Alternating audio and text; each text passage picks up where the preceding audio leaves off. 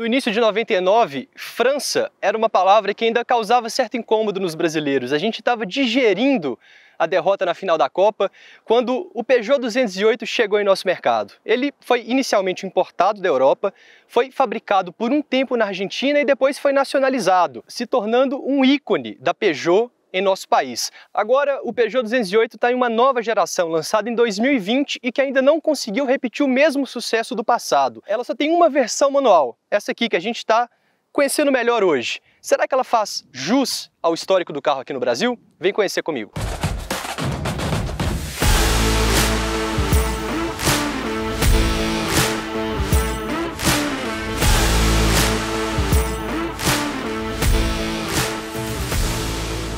Mas antes da gente destrinchar 5 defeitos e 5 qualidades do 208 manual, eu te convido a escanear o QR Code que está aparecendo aqui na sua tela, assinar 4 Rodas, acompanhar a gente não só no YouTube, mas na revista impressa, no site e nas redes sociais. Inclusive lá você encontra os testes que a gente fez de versões mais caras do 208, todas automáticas e inclusive a versão elétrica. O 208 chegou ao Brasil em 2020 com a ideia de ser um compacto um pouco mais refinado, mas a gente sabe que o Brasil não é para amadores e a Peugeot, para conseguir melhorar um pouquinho as vendas dele, além de reajustar o preço de toda a linha, logo lançou essa versão, a única manual, o Peugeot 208 Like.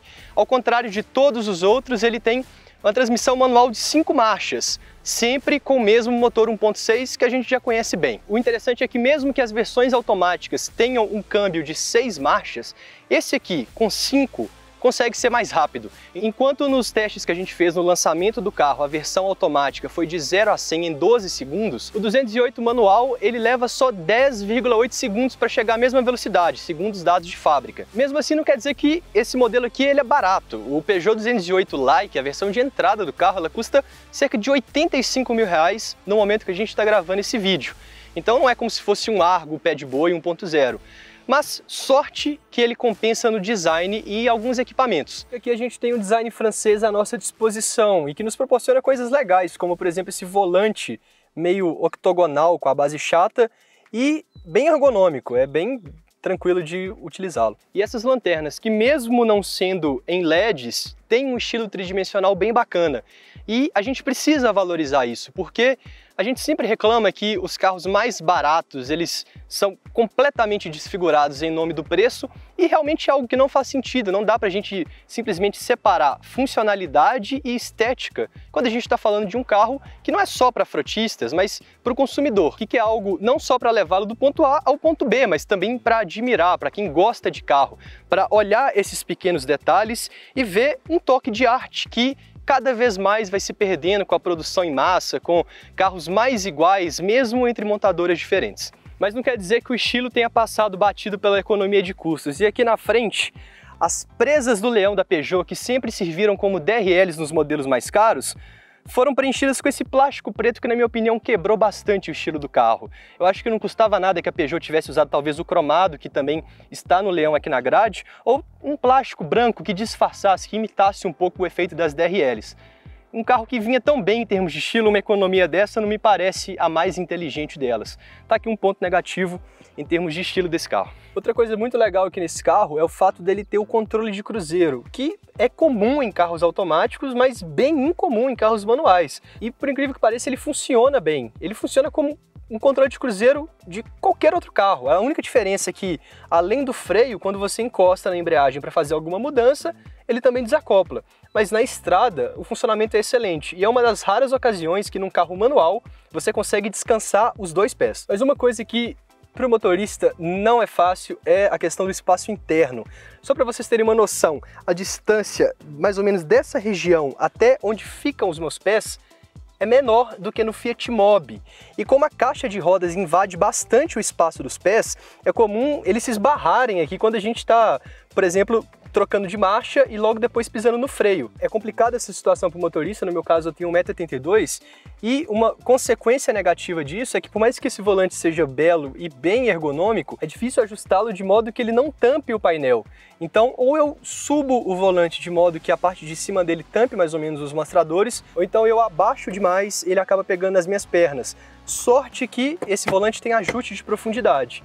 Então a situação fica um pouco menos crítica, mas o espaço interno, mesmo na primeira fileira desse carro, é um ponto negativo. Bom, espaço interno apertado à parte, essa combinação de motor 1.6 aspirado com câmbio manual me lembrou a época que eu e meu irmão a gente dividia o Nissan March. A gente era dois universitários que tinham que preocupar com aceleração, com qualquer exigência maior do carro, já pensando no momento de abastecer. E a boa notícia é que esse Peugeot 208 com câmbio manual é o mais econômico de todos. Por mais que o motor 1.6 aspirado possa deixar um eventual comprador um pouco tenso, segundo os dados do Inmetro, essa versão aqui é a mais econômica de todas da linha 208. Ela empata com a automática no consumo rodoviário, são 13,1 km por litro de gasolina, mas na cidade ela é bem melhor, são 11,5 km por litro. O motor 1.6 tem suas críticas, ele tem suas vulnerabilidades, mas de fato não dá para chamar esse carro aqui de beberrão. O problema é que mesmo sendo um motor que se sai bem, ele já sente o peso da idade. A gente está falando de um motor de 1,6 litro naturalmente aspirado, que vai na contramão do que a indústria busca hoje, que são motores menores e sempre que possível acompanhado de algum turbo. Alguns colegas da imprensa já tinham adiantado essa informação e eu fui atrás de conversar também com as minhas fontes que disseram a mesma coisa.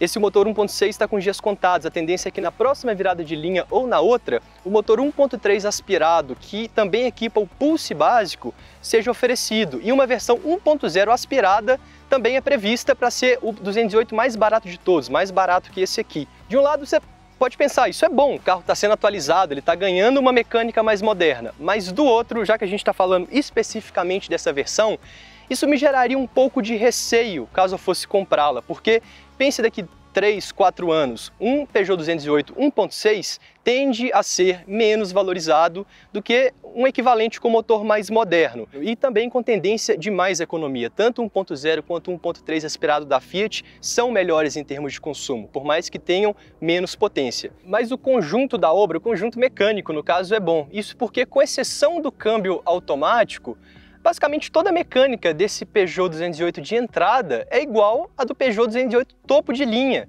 que está por volta de R$115 mil. Ele tem amortecedores a gás, ele tem barras estabilizadoras, a suspensão dele se destaca e, juntando isso, a direção elétrica progressiva, que se sai muito bem, e ao baixo centro de gravidade, a gente tem um carrinho esperto. Ele não é um hot hatch, mas ele se sai bem em curvas, ele não balança demais. E por mais que ele seja um carro baixinho, por mais que o vão livre dele não seja muito alto, ele é um pouquinho maior que o vão livre da versão europeia. E isso parece suficiente para que a gente evite aquela famosa raspada no fundo quando passa em alguma lombada, quando passa em alguma falha na estrada, e também aquela garagem mais íngreme que eventualmente acaba pegando. Ele é um carro que se sai bem, mesmo em ruas um pouquinho mais hostis. É claro, você não tem uma picape aqui, né? Isso é evidente. Mas para o segmento, esse conjunto de suspensão, direção, transmissão e motor, por mais que seja um motor um pouquinho mais velho, está acima da média para o que a gente tem no mercado brasileiro hoje. O 208 também é estiloso aqui na região do painel, a gente tem botões bem legais e uma tela que é aceitável, ela tem Android Auto, ela tem Apple CarPlay, ela tem basicamente tudo que a gente espera numa multimídia de um carro de entrada. Só que, por mais que os botões, os mostradores sejam interessantes, o ar-condicionado dele é inteiramente digital. E isso para mim é um ponto negativo, por um simples motivo.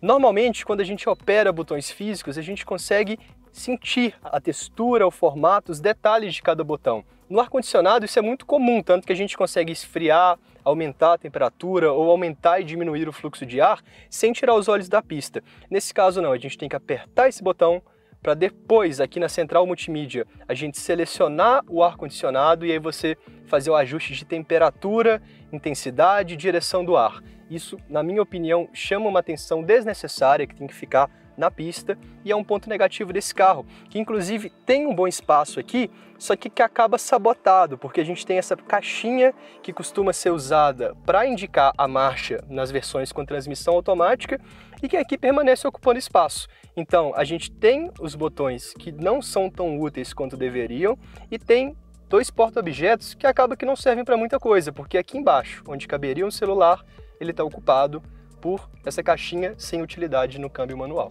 Bom, eu acho que deu para perceber que o Peugeot 208 é um carro com contradições. Ao mesmo tempo que ele tem boas virtudes, ele tem alguns defeitos que podem torná-lo desinteressante para boa parte do público.